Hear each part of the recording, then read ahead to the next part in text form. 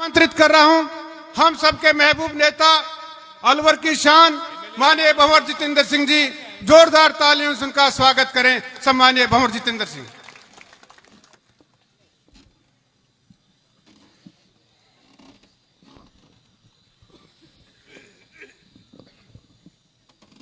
राजस्थान प्रदेश Congress committee के बहुत ही ओजस्वी अध्यक्ष, जिनने भारतीय जनता पार्टी मुख्यमंत्री मंत्रियों को बिल्कुल कटघरे में खड़ा कर रखा है, सम्माननीय गोविंद सिंह जी डोटासरा साहब, हमारे अपने राजस्थान विधानसभा के अंदर विपक्ष के नेता टीकाराम जी जूली साहब, जिला कांग्रेस कमेटी के अध्यक्ष योगेश जी मिश्रा साहब, भजनलाल जी जाटव साहब, उमेदी राम जी बेनीवाल साहब, संजना जाटव जी हमारी बहन, आर्यन जुबेर साहब, आदिल जी, रोहित बोरा जी, दीपचंद जी खैरिया साहब। मैं ये सारे नाम इसलिए ले रहा हूं कि सारे जितने भी हमारे साथियां हैं पूरे प्रदेश से, पूरे जिले से, ये आपका सम्मान करने के लिए, आपसे निवेदन करने के लिए, तो आप सबों के सम्मान के लिए आए हैं, इसलिए उनका नाम मैं ले रहा हूं। कांति मीना जी, ललित यादव जी जो हमारे माननीय विधायक हैं मुंडावर से, रुपेंद्र सिंह जी कुन्नर साहब, अनीता जाटव जी, हमारे गैदर साहब, मांगीलाल जी मीना साहब, विकास चौधरी जी, देवेंद्र जी हंस साहब जो हमारे माननीय विधायक हैं और राजपूत समाज से, हरियाणा से इतनी दूर से पधारे हैं हमारे बीच में, हमारे शिखा मील जी, रमेश जी खंडेलवाल साहब, जसवंत गुजर जी जो हमारे यहाँ के इंचार्ज हैं, अजीत जी यादव साहब, नेमीचंद जी फौजदार साहब जिनने बहुत ही ओजस्वी भाषण दिया, विनोद जाखड़ जी, शकुंतला रावत जी, गंगा, राजेंद्र गंडोड़ा साहब, अमर सिंह जी जाटव साहब, धर्मेंद्र जी राठौड़ साहब, जौहरीलाल जी मीना साहब, नसरू खां जी हमारे प्रधान, विनोद कुमार जी हमारे प्रधान साहिबा, जाकिर खान साहब, लियाकत जी,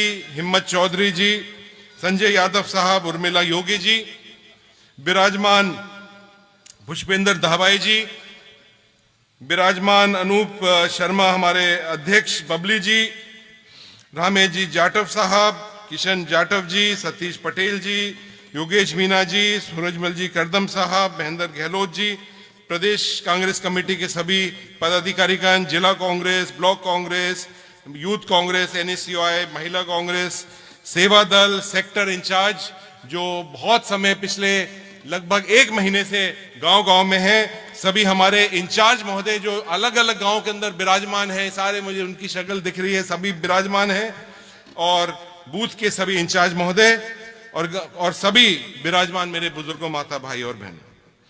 मैंने ये सारे नाम इसलिए लिए कि देखो अपना जिले के अंदर बाहर से, कोई बाड़मेर से, कोई हनुमानगढ़ से, कोई जयपुर से, कोई बाड़मेर और अलग अलग जिलों से पधारे हैं, हरियाणा से पधारे हैं, उन सब लोगों का हम स्वागत करते हैं।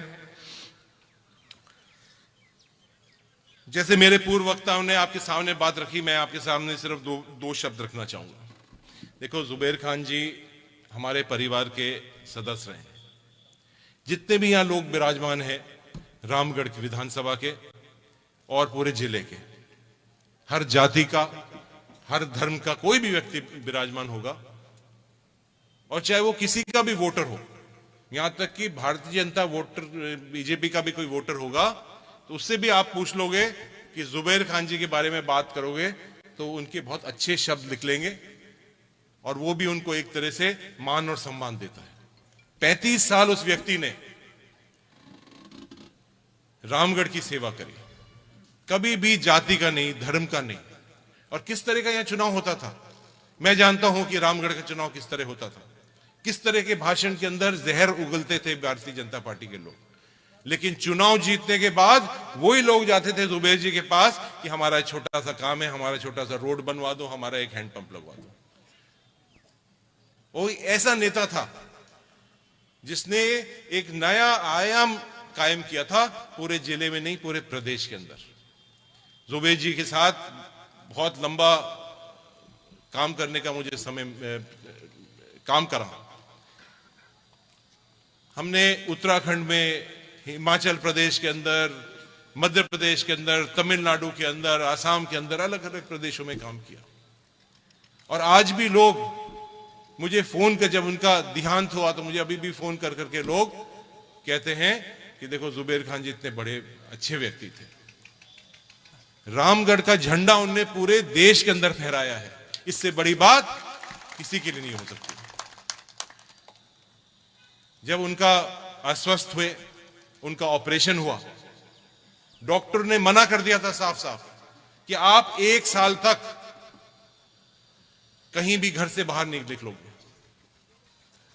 लेकिन जुबेर खान जी 15 दिन भी उनने अपना रेस्ट नहीं करा, आराम नहीं किया, तुरंत वहां से निकल, अस्पताल से निकलकर और रामगढ़ के अंदर आप सबों के बीच में आ गए। मैंने कितनी बार उनको मना करा कि आप मत जाइए। अध्यक्ष जी ने उनको मना करा, जूली जी ने मना करा कि आप विधानसभा में आने की जरूरत नहीं है, आप रेस्ट करिए। उनने अपना एक एक खून का कतरा रामगढ़ के लिए, आप सबों के लिए बहाया। उनने जान आपके लिए दी है।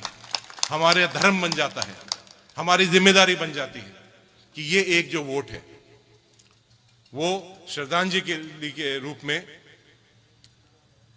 भाई आर्यन को देंगे, कांग्रेस पार्टी को देंगे। आप देख रहे हैं मेरे पूर्व वक्ताओं ने आपको सारी बातें सरकार की बताई, और ये तो हम तो मन से ही बता सकते हैं आपको, लेकिन असली में आप खुद महसूस कर रहे हो गांव में, ढानी के अंदर, कि किस तरह से इस सरकार ने, 1 साल की जो सरकार रही है, इनने अपने असली रंग सामने ले आए। ये सरकार एक तरह से जो एक पागल हाथी हो जाता है, जो एक हो जाता है, उस चुकी है। दिन भर घूम के आम जनता को रौंद रही है। जहां भी जाती है वहां चाहे गरीब हो, किसान हो, मजदूर हो, युवा हो, महिला हो, उन सबों को रौंद की हुई चलती है। इनको इतना ज्यादा अहंकार आ चुका है, अब वो नकेल आपको डालनी पड़ेगी। एक बहुत अच्छा माहौल पूरे रामगढ़ के अंदर बन चुका है। मैं भी गांव गांव, ढानी ढानी के अंदर आप सबों के बीच में वोट मांगने के लिए आपके साथ हूं। और हर गांव के अंदर हर बिरादरी के लोग, 36 बिरादरी के लोग इस सरकार से इस 11 महीने में ही परेशान हो चुके हैं। और उनने तय कर लिया है कि भारतीय जनता पार्टी का कोई वोट मांगने आएगा तो पहले तो ये 11 महीने का हिसाब देना पड़ेगा, उसके बाद वोट की बात करेंगे। मैं आपसे निवेदन करने के आया हूं, हम सब हमारे प्रदेश अध्यक्ष जी की बात सुनना चाहते हैं। हम सब तो रोज ही आप एक दूसरे से बात करते रहते हैं। आप सब लोगों ने जो कांग्रेस पार्टी के ऊपर आपने हरदम विश्वास करा है, आपने परिवार माना है, जुबेर जी का पूरा परिवार आपका खुद का परिवार है, उसके लिए मैं एक बार फिर आपसे निवेदन करता हूं कि आप भाई आर्यन जी को जिताएंगे और ऐसे मतों से जिता के जाएंगे जैसे पूरे देश के अंदर और पूरे प्रदेश के अंदर ये आवाज जाए कि ये जो सरकार है, ये निकम्मी जो सरकार है, इसको हम नकेल डाल रहे हैं, इसके ऊपर अंकुश करेंगे। बहुत बहुत धन्यवाद। जय हिंद और जय भारत।